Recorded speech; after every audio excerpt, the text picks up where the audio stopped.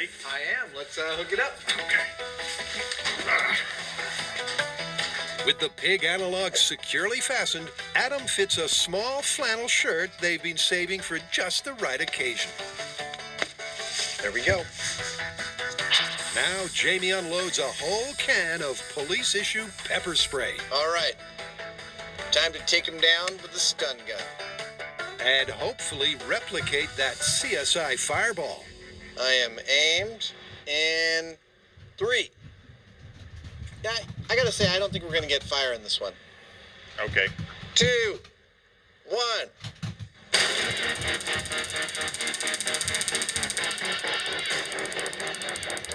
What do you know? I was right. Yep, no fire. That's disappointing. That's putting it mildly. It's a complete dud. Even Adam's surprised by the totality of the failure. I don't know what to say. We did everything right. No flaming pig. Yeah, well, there are a number of different things going on here, and I think we need to break them out separately to see what's happening. Before we call it. Yeah. Okay, let's do that. And here's the breakdown.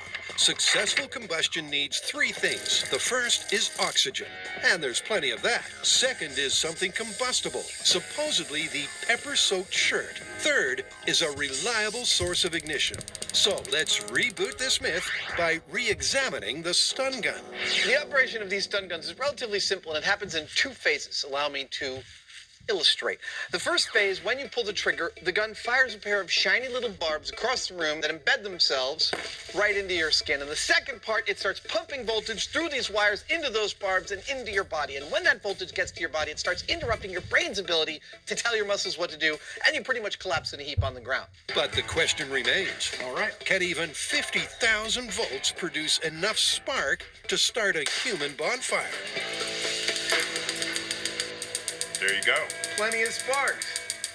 I have to say, I'm kind of surprised. I was actually expecting that once those barbs embedded themselves in the pig flesh, they'd complete a circuit and we wouldn't see any sparks, but we do.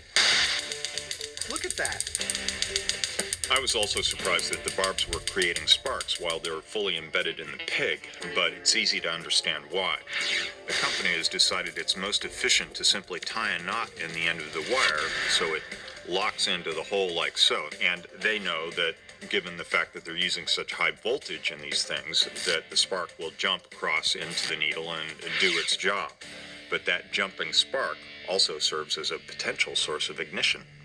But will it be big enough to ignite the myth? You know, we've dabbled with small sparks before. How hard can it be to blow up a room full of gasoline? And often enough, we're left disappointed. Nothing. What a shocker. So ideally, they'd like a much bigger spark. And they've worked out a way that perfectly fits the myth. All right, let me describe the experimental setup here. This ham hock is our perp. This barb is the barb that's in his skin.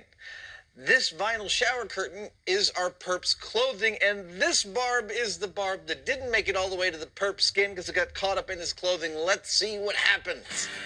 It's an intriguing twist on the basic test, but will it work? That's what I'm talking about.